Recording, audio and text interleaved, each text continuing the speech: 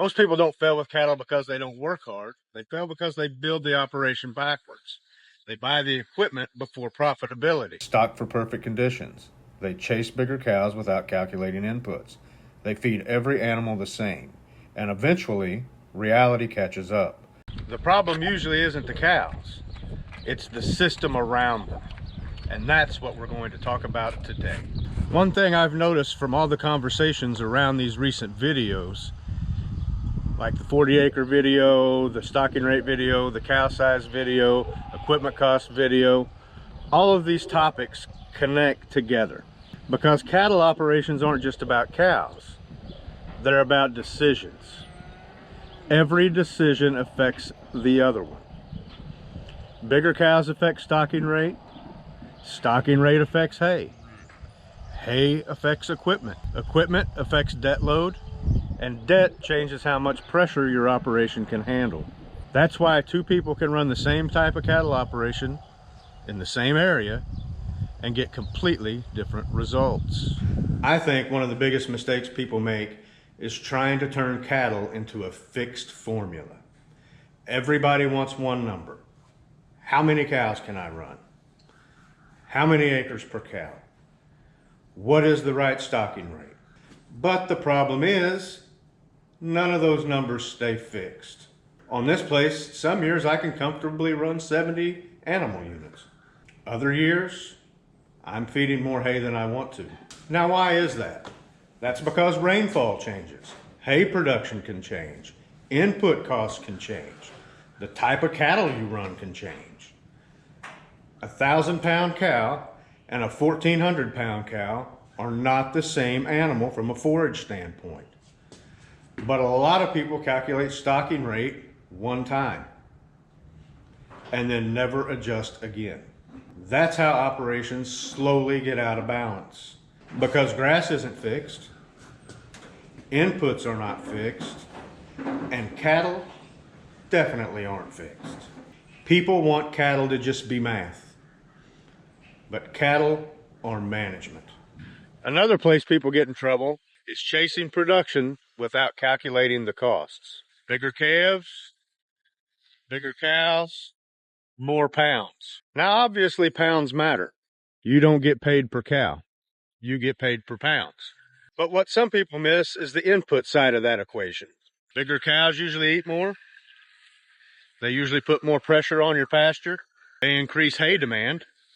And they can reduce your flexibility during a drought. So if somebody says, I run one cow for every 5 acres, first thing I ask is, what's the cow? Because cow size changes that equation. When times get tight, operations with high cattle inputs are usually the first to feel it. Once again, that doesn't mean big cows are wrong. It simply means every decision has trade-offs. The problem is when people build systems around perfect years, because eventually you get a bad year. And honestly, this is where a lot of operations get buried. How many of us have one of these?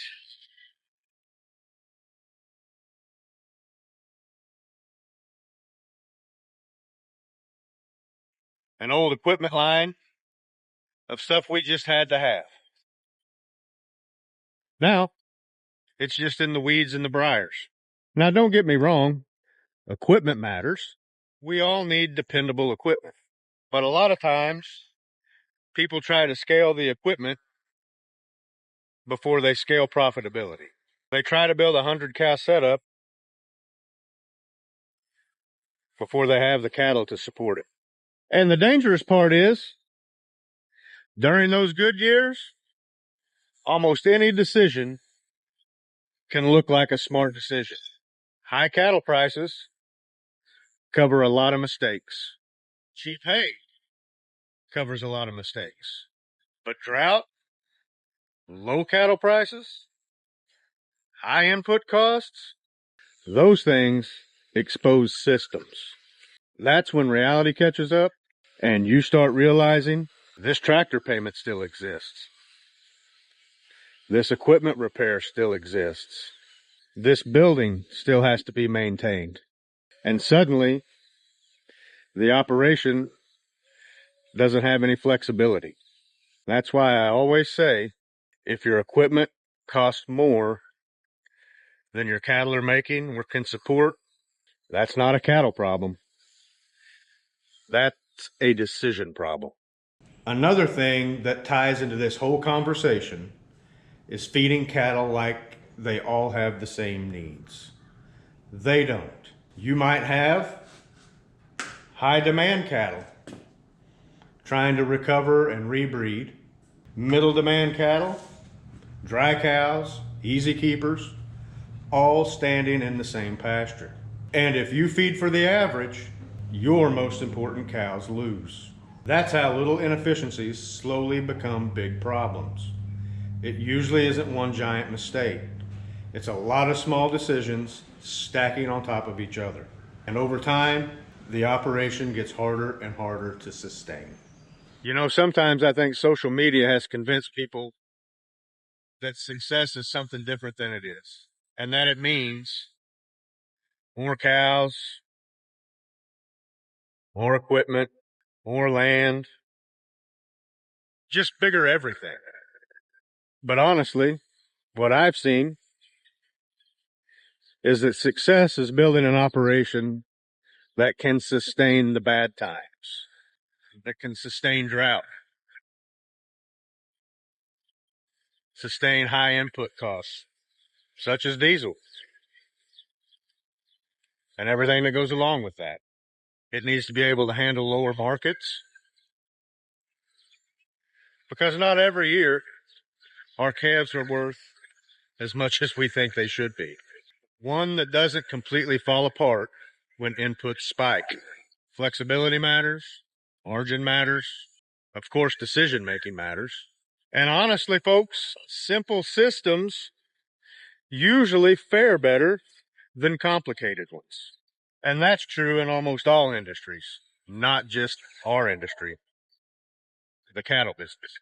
And look, good cattle operations aren't built all at once. They're built one good decision at a time. They're built on grass. They're built on stocking rate.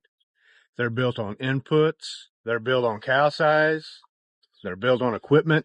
All of these things have to match, because when the equipment matches the land, cattle work a whole lot better.